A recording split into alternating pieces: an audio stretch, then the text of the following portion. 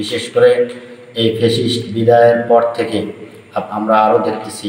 ইসলামী আন্দোলন পীর সাহেব চরমনাই মোহতারাম আমিরের যে তার দূরদর্শিতা সম্পন্ন নেতৃত্ব